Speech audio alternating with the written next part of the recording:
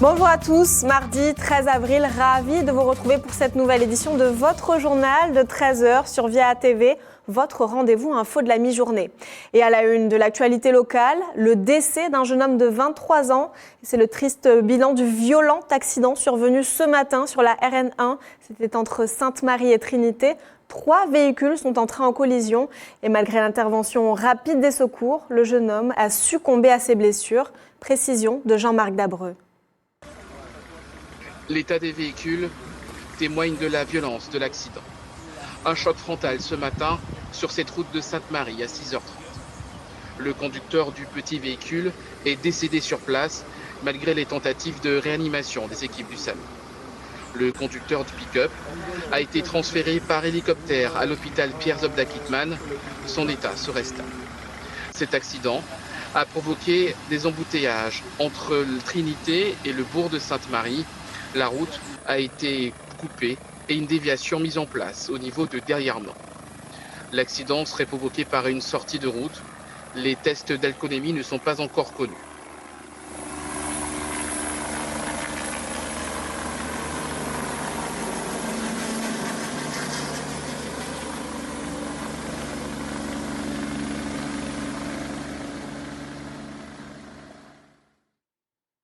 Et un point sur l'évolution de la situation à Saint-Vincent. Une nouvelle éruption explosive a eu lieu ce matin, 5 jours après la première éruption volcanique. À l'heure où je vous parle, entre 16 000 et 20 000 habitants sont désormais réfugiés dans le sud de l'île. L'aide internationale commence à s'organiser. Le point est en détail avec Marlène Mech. Le panache de fumée s'élève très haut au-dessus de la soufrière dans les premières lueurs du matin. L'éruption explosive a été presque aussi violente que celle de vendredi, 42 ans, jour pour jour, après la dernière éruption de la soufrière. Une épaisse couche de cendres recouvre à présent la majeure partie de Saint-Vincent et les Grenadines, les maisons et les routes, mais aussi les rivières et points d'eau. Conséquence directe, l'eau potable vient à manquer, la pénurie touche toute l'île et les files d'attente s'allongent devant les quelques points de distribution, comme sur cette image. Réunie en assemblée plénière, aujourd'hui et demain, la CTM a mis l'assistance à Saint-Vincent à l'ordre du jour. Dès ce soir, une mission d'évaluation et 45 tonnes de matériel, d'eau potable et de vivres vont partir de la Martinique à destination de l'île. Une cellule opérationnelle a été mise en place en préfecture pour assurer la coordination des missions humanitaires vers Saint-Vincent. Elle rassemble les services de l'État en Martinique et les autorités consulaires. Une adresse mail a d'ailleurs été créée pour ceux qui veulent aider. Elle est opérationnelle dès 14h aujourd'hui. Et en direct au téléphone, on retrouve le champion de kitesurf français, Jérémy Trôné. D'ordinaire, il réside à Union Island dans les Grenadines. Et là, il est en première ligne dans les opérations de coordination des collectes de denrées et de fonds. Bonjour. Alors Jérémy, vous faites des allers-retours toute la journée, notamment pour distribuer des vivres. Dites-nous où vous vous trouvez exactement, également où vous vous trouvez dans les opérations que vous menez au quotidien. Allô, bonjour, merci beaucoup de me recevoir comme ça de si loin, mais si près quand même.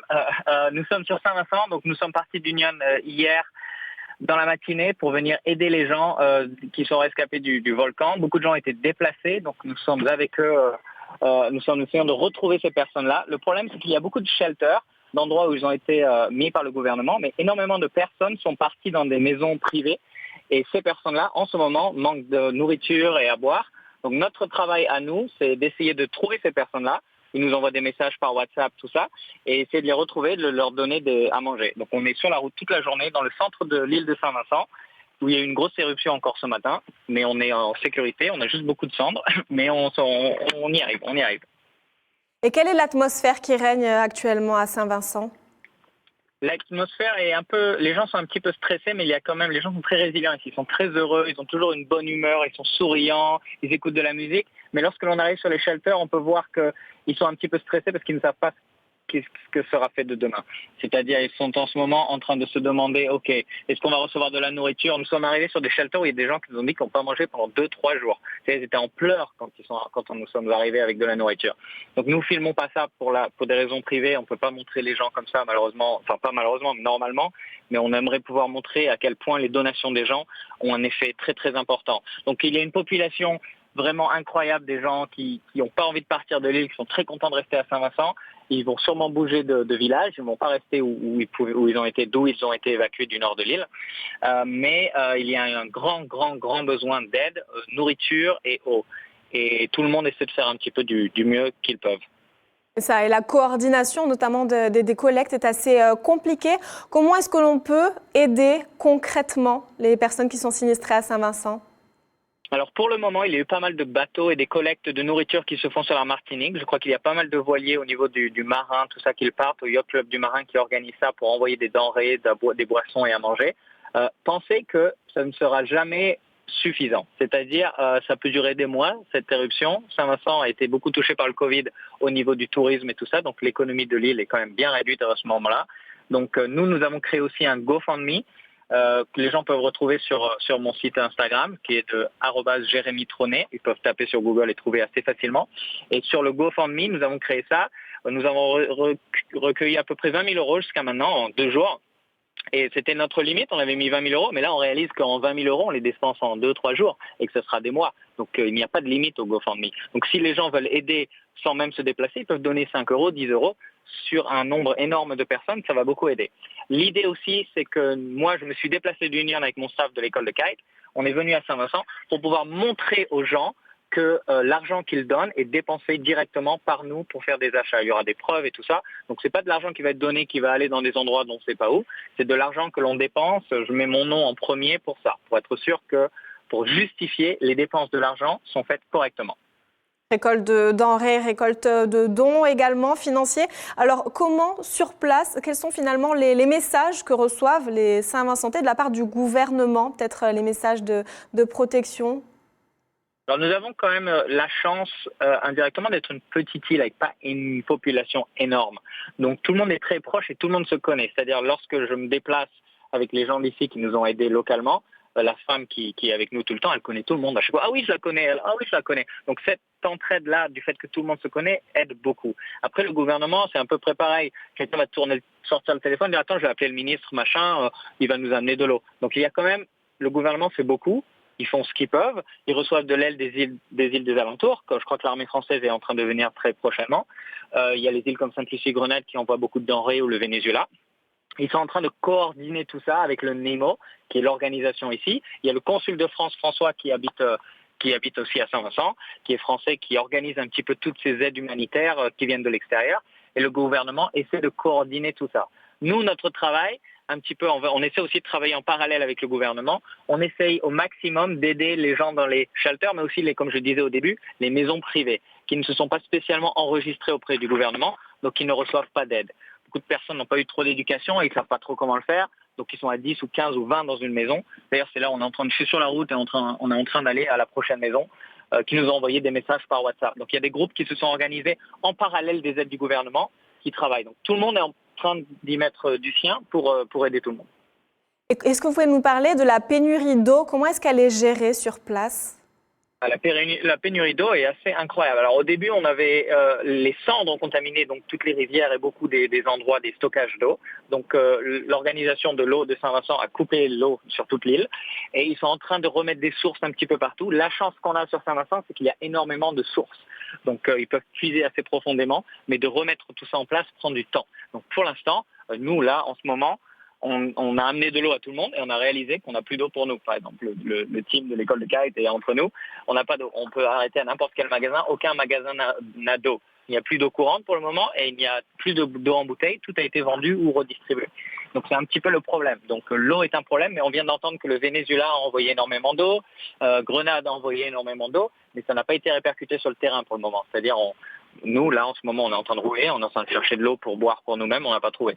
Par contre, on peut boire des boissons gazeuses, tout ça, ce qui n'est pas le meilleur, mais au moins, ça nous hydrate plus ou moins pendant qu'on fait nos tournées. On espère que l'eau va revenir assez rapidement, il rebranche certains endroits, il y a des petites sources, mais ça fait peur. Mais bon, les gens sont résilients, on n'est pas encore à un moment catastrophique. Okay, on est à un moment où tout le monde survit et tout le monde s'en sort avec des petits moyens. Mais est-ce que vous avez pu constater peut-être de très longues files d'attente, notamment pour obtenir de l'eau, pour obtenir des denrées ?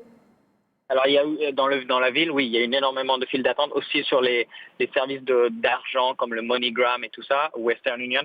Ce sont des gens qui se font envoyer de l'argent de l'étranger. Il y a des listes d'attente énormes. Les supermarchés, non, très peu. Vu que les gens sont vraiment éparpillés un petit peu partout sur l'île et la plupart des magasins sont fermés, il n'y a pas trop de transport non plus. Donc la plupart des gens sont plutôt bloqués dans leurs endroits et ils comptent sur nous, en fait, sur des gens comme nous avec des camions. Donc nous, en arrivant d'Union Island, ce qu'on a fait, c'est qu'on a trouvé 2 camions, des gens qui sont sur Saint-Vincent, qui connaissent un petit peu l'île très très bien. Et on est allé dans les supermarchés, dépenser l'argent, acheter ce qu'on pouvait. Et on va le distribuer un petit peu partout. Et les files d'attente, pour l'instant, il n'y en a pas énormément parce qu'il n'y a pas d'eau. C'est-à-dire, il y a vraiment... s'il y a un endroit qui a de l'eau, il est acheté par quelqu'un comme nous et on l'envoie et on le redistribue. Donc, il n'y a pas énormément de longues files d'attente pour le moment. Merci beaucoup pour toutes ces précisions, Jérémy Trôné. Bon Pas de problème, courage. merci à vous de passer le message. Et on poursuit ce journal au chapitre social. Une partie du personnel des urgences psychiatriques du site Mangovulsin a réalisé un débrayage ce matin. Il prépare la mise en place d'un préavis de grève. Il dénonce des conditions de travail devenues dangereuses en raison du manque de personnel et de moyens. Ce débrayage intervient au lendemain d'une agression dont 3 soignants ont été victimes. Je vous propose d'écouter ces précisions recueillies par Yvan Lemar. Ça fait maintenant un petit peu plus d'1 an que les urgences psychiatriques sont arrivées à Mangovulsin dans ce service. Et très clairement, les choses n'ont pas été préparées. Et on s'est très rapidement trouvé avec des difficultés, notamment en termes d'effectifs, en termes de moyens. Et depuis cette année, 2021, on a encore diminué les effectifs soignants. On est passé d'à peu près 19-18 infirmiers l'année dernière à 14 infirmiers. Et très clairement, on est en sous-effectif.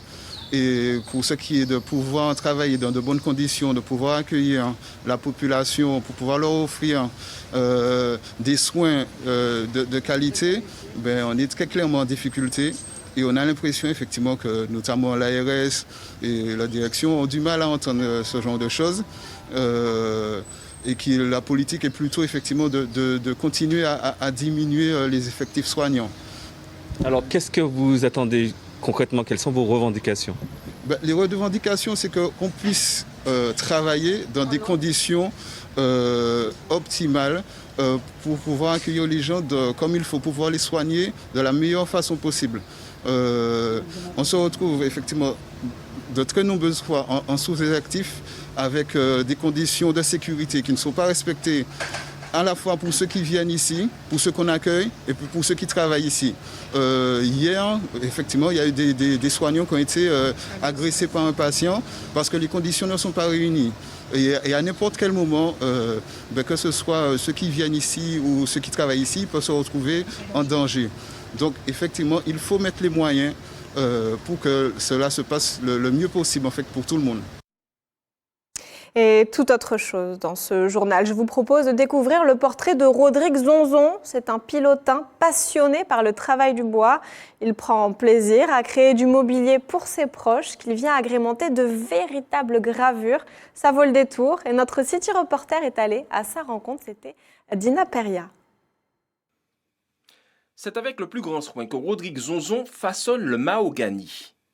Mais si ce passionné a décidé de fabriquer son propre mobilier, c'est avant tout pour échapper au circuit classique. Une fois, j'ai acheté un buffet dans un grand magasin. Et au montage, à chaque fois, les pièces me restaient dans les mains. Donc du coup, j'ai pas eu de buffet, j'ai perdu mes sous. Et je me suis dit, pourquoi ne pas fabriquer mon buffet moi-même. Donc j'ai fait mon plan, j'ai été acheter mes planches et j'ai essayé de fabriquer mon buffet. Une expérience concluante qui lui a donné envie de multiplier les créations, tables, chaises ou encore trophées. C'est par ces pièces d'exception que Rodrigue s'exprime. Quand je fais mes plans avant et je vois après à la fin c'est sorti comme le plan en fait, ça fait plaisir. Donc de fil en aiguille ça donne envie de faire encore plus. Donc de chercher, de s'informer, d'inventer. Chacune de ses œuvres est unique. Il y dessine à main levée des gravures qu'il passe au fer chaud. S'il a su se réapproprier les savoir-faire artisanaux, Rodrigue Zonzon est un autodidacte et il ne s'en cache pas. N'étant pas professionnel et n'ayant pas fait de formation de menuiserie, donc j'ai toujours fonctionné avec deux types d'appareils, une scie électrique et une visseuse à batterie. Se lancer dans la fabrication de mobilier, une solution durable qui séduit de plus en plus d'adeptes, un hobby qui s'inscrit dans la tendance toujours plus forte du do-it-yourself. Et une page à présent consacrée à l'actualité nationale, une actualité qui est dominée par les opérations de gestion de la crise du Covid-19. Et il y a du nouveau. Depuis ce matin, sur la vaccination, le tout premier Vaccidrive vient d'ouvrir en France. On y reçoit son injection sans sortir de sa voiture. Alors, est-ce que c'est vraiment plus pratique ? Eh bien, pour comprendre cette nouvelle gestion, Vincent Lameau, Lucas Garcia. Et ce mardi 13 avril, c'est aussi le début du Ramadan, un mois de jeûne et de prière pour les musulmans. Un Ramadan qui sera bien évidemment perturbé par les contraintes sanitaires du moment. Les familles en ont conscience et elles adaptent leurs préparatifs. À Nantes, Marine Giraud et Xavier Baumel. Avoir suivi, je vous laisse en compagnie de nos programmes. Vous retrouverez bien sûr à 18h10 l'équipe du Squad TV, cette émission présentée par Lionel Nido. À 18h30, l'émission Anche-Peia, présentée par Régine Germani. Et ce soir, le journal présenté par Jean-Marc Dabreu à 19h, présenté par Johan Charpentier-Titi. Passez une très belle journée. À demain, 13h.